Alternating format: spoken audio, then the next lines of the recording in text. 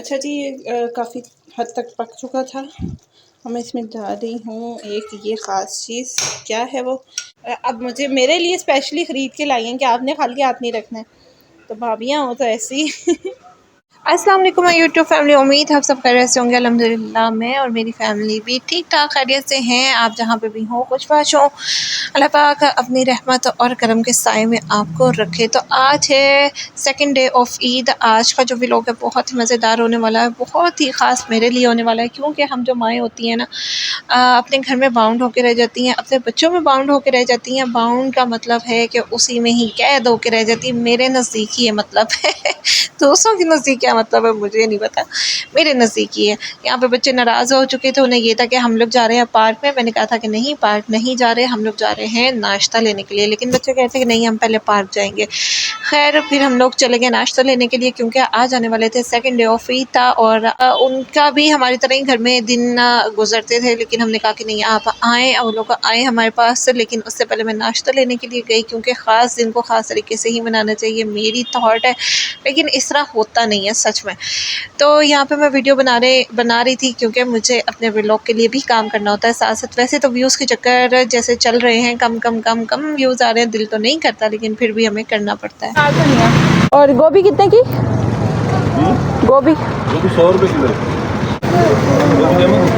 नहीं गोभी नहीं, शिमला मिर्च दे दें। 40 की नहीं? बाजू वाला छापा पे गाजर 200 रुपये किलो है बाबू। कितने पैसे हुए? 230। 230। भिंडी कितने दिए? 200 रुपये किलो है। अच्छा जी, यहाँ पे मैं जब सब्ज़ी लेने गई, सब्जियों के रेट सुन के मेरे तो कान खड़े हो गए जनाब। 200 रुपये की किलो भिंडी और 200 रुपये की किलो गाजर। मुझे शिमला मिर्च, गाजर और क्या चाहिए था, धनिया चाहिए था, मिर्च चाहिए थी। ये मुझे चांद रात के दिन को लेने जाना था, लेकिन ना हस्बैंड और उनकी अम्मी चले गए थे बाज़ार, वहाँ से कुछ सामान उनको चाहिए था, इसलिए मैं जा नहीं सकी। तो हुआ ये कि जब मैंने सब्जियों के रेट पूछे तो बहुत ही ज़्यादा थे, लेकिन फिर भी मैंने चंद सब्जियां खरीदी क्योंकि ज़रूरत थी। तो अब मैं ये घर की तरफ जा रही थी, और यहाँ पे मैं आपसे एक रिक्वेस्ट करूँगी कि मेरी वीडियो को स्किप नहीं किया करें, और अगर आप चैनल को सब्सक्राइब कर दें तो काइंडली अनसब्सक्राइब ना किया करें। इससे चैनल बिल्कुल डाउन होता है, और हमारी जो इतनी ज़्यादा मेहनत होती है, यकीन करें बच्ची मेरे हाथ में होती है जब मैं ये वीडियोस बना रही होती हूँ। जान का भी ख़तरा होता है, लेकिन मैं कहती हूँ कि चलें, अगर हम लोग किसी तरह कामयाब होते हैं तो वहाँ पे हो जाए। तो इसमें कामयाबी में हमें सबसे ज़्यादा आपकी सपोर्ट की ज़रूरत है। आप दिल से सपोर्ट करें, अल्लाह ताला भी हमारे लिए रास्ते आसान करेगा। इसका मसला ये हुआ है कि पीछे से ना थोड़े थोड़े, जैसे कि ये ऐसे लग रहे थे जैसे कच्चे कच्चे, तो ऐसे लग रहे थे जैसे हाफ कुक करके रखे हों।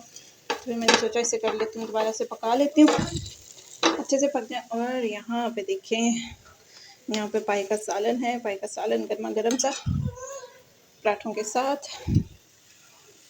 तो ये हो गया आज का हमारा नाश्ता, सेकंड डे ऑफ ईद। मैं कहती हूँ जो ख़ास दिन होते हैं ना उनको ख़ास ही रखना चाहिए। हमारे क्या होता है कि हमने यहाँ पे ख़ास तौर पे, वहाँ पे तो इतना नहीं होता था अम्मी के घर पे। यहाँ पे तो ये लोग ईद नमाज़ पढ़ी, खाना सुबह ही खा लेते हैं, फिर ये लोग सो जाते हैं तकरीबन 11-12 बजे, और सुबह उठते हैं तकरीबन, सुबह कह रही हूँ, शाम को मगरिब की अजानों के वक्त। तो जनाब ऐसा नहीं होना चाहिए मुझे लगता है। फिर मैंने कहा अच्छा लगा, थोड़ा वक्त और सही, अभी बच्चे माशाल्लाह जवान हो जाएंगे अपना भी वक्त आ जाएगा कि हंसी खुशी हम भी गुजार लेंगे। तो बेटियों का घर है माशाल्लाह, रौनक लगा करेगी इंशाल्लाह। इंशाल्लाह दुआएं किया करें सब बेटियों के लिए, अपने लिए, हम बेटी हैं किसी की, तो सबके लिए दुआएं किया करें। तो ये है जनाब मेरा नाश्ता। ये देखो, ये भूखे बच्चे, इधर आओ इधर आओ, क्या कर रही थी, दोबारा करो करो करो, मैं पापा को दिखाऊंगी वीडियो। इससे मारूंगी, इससे ऐसे थप्पड़, मुंह लगा के खा रही थी, यहाँ से मुंह लगा के, जली ना उंगली जली।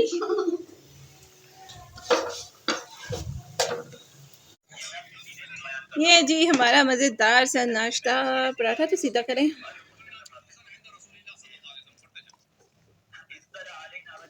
अच्छा जी, मैं यहाँ पे बना रही हूँ खीर मेहमानों के लिए। मेहमान आ रहे हैं, मैंने आपको जैसे कि बताया सेकंड डे ऑफ ईद है, तो खीर बना रही हूँ मैं मेहमानों के लिए। बस अभी ऑलमोस्ट रेडी हो चुकी है। मोबाइल की बैटरी लो थी, जिसकी वजह से मोबाइल की लाइट नहीं चली और कुछ साफ़ नज़र भी नहीं आ रहा। और यहाँ पे जो कौरमे के लिए प्याज है फ्राई करके मैं निकाल चुकी हूँ। ज़ैनब साहिबा यहाँ पे धो रही हैं बर्तन, बस मेरी मदद कर रही है। कमरे का काम भी बच्चों ने किया है, जो खिलाया हुआ था खुद ही समेट लिया इन्होंने। अब मैं बाकी का मेन काम करूँगी, तैयारी करके रख दूँगी। अच्छा जी, मैं कौरमा बनाने जा रही थी और कौरमे के लिए साबुत खड़े मसाले थे, जिसमें थी बड़ी इलायची, लौंग, छोटी इलायची, काली मिर्च, दालचीनी और क्या है तेज़ पत्ते। तो इनको मैंने इलायचियों को और काली मिर्च को थोड़ा थोड़ा सा ना बस पीस लिया और बादयान था हमारे पास, तो इसको मैं डाल दूँगी। यहाँ पे प्याज मैंने कर लिया था फ्राई और उसे निकाल दिया था। अब मैं डाल दूँगी इसको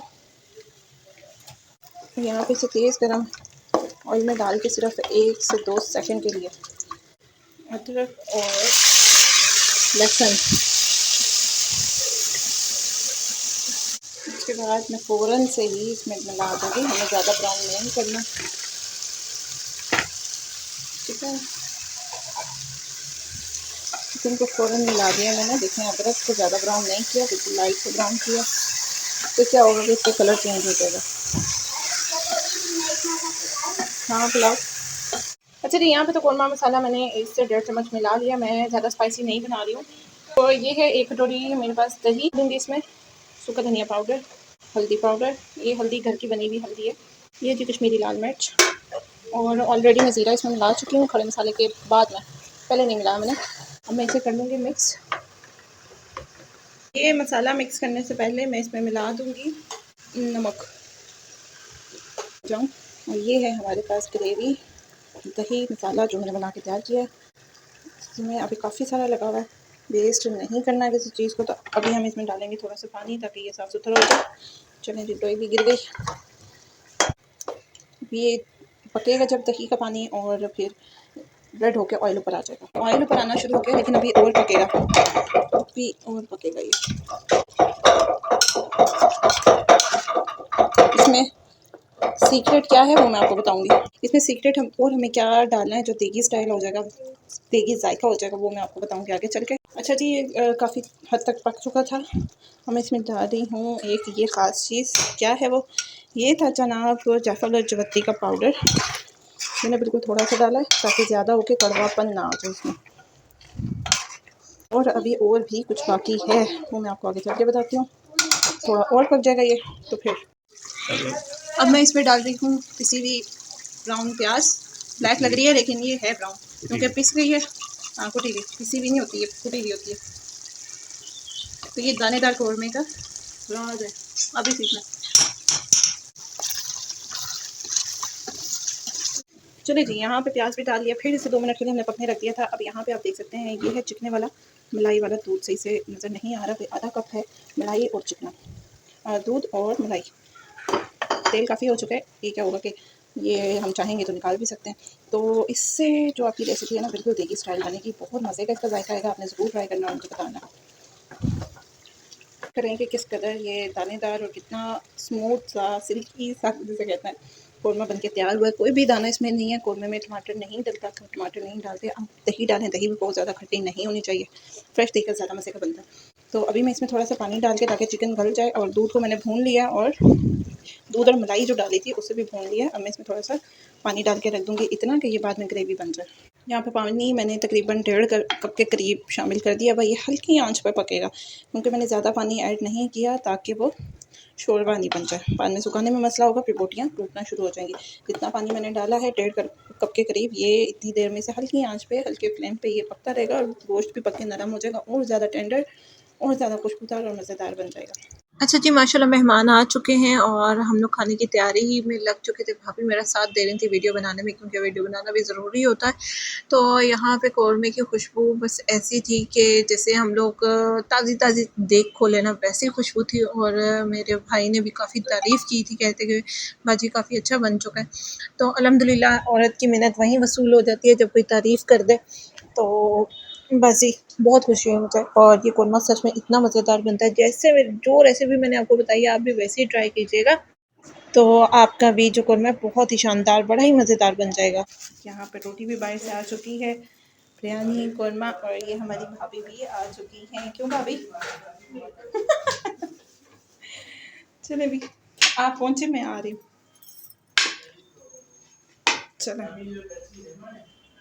अच्छा जी, ये थी मेरी दिन भर की रूटीन ईद के दूसरे दिन की। पहला दिन तो बिल्कुल बोरिंग गुज़रा, हम लोग घर पे ही रहे और ना कहीं आए ना कहीं गए, बिल्कुल सोते रहे और रात में जाके उठे और फिर से खाना खाया और फिर वही रात फिर सो चुके। सुबह उठे थे, फिर हमने मेहमानों के लिए तैयारी करना सुबह से स्टार्ट कर दी थी, लेकिन ये थे देर के मेहमान। सुबह से हमने इंतज़ार किया और हम ये लोग आए रात में। चलें जी, आज है हमारी चाँद रात, कल होगी Eid second day of Eid का है, लेकिन हम वो गरीबों का जो घर के कामकाज में दिन ईद का गुजारती है, तो उनकी है सेकंड डे ऑफ ईद चाँद रात और अगले दिन होगा ईद का, वो भी पता नहीं होता कि नहीं होता। तो यहाँ पे ज़ैनब मेरे से पहले आ गई है और मेरी भाभी मुझे लगा रही है मेहंदी। उनकी अपनी खुद की इतनी प्यारी लगी हुई है, खुद लगा के आई हैं ये भी लगा के आई है इतनी प्यारी सी। अब मुझे मेरे लिए स्पेशली ख़रीद के लाई हैं कि आपने खाली हाथ नहीं रखना है, तो भाभियाँ हो तो ऐसी पहले भी आप सबने काफ़ी तारीफ़ की थी, मुझे बहुत अच्छा लगा, आज मैंने इन्हें बताया भी है। तो बस जी, अल्लाह पाक सबके रिश्तों को बहुत क्या होता है, खुश सलूबी से रखे और प्यार मोहब्बत कायम रखे, आमीन। अच्छा जी, ये जो मेरी भाभी हैं, ये लेके आ चुकी थी अपने लिए भी और मेरे लिए भी, जैसा कि मैं आपको बता चुकी हूँ। तो ये बहुत ही ईज़ी मेहंदी है, स्टिकर वाली। ये मुझे लगता है काली टेप जो होती है, ब्लैक टेप होती है, उसी की बनाई हुई है, तो बहुत ईज़िली लग चुकी थी। तो मुझे तो बहुत अच्छी लगी और इसका जो रिज़ल्ट क्या आया है वो मैं आपको बताती हूँ। बहुत ही ज़बरदस्त रिज़ल्ट आया था, ईज़ी थी लगने में भी। और आप भी ज़रूर बताइएगा कि आपकी जो ईद है कैसी गुज़री।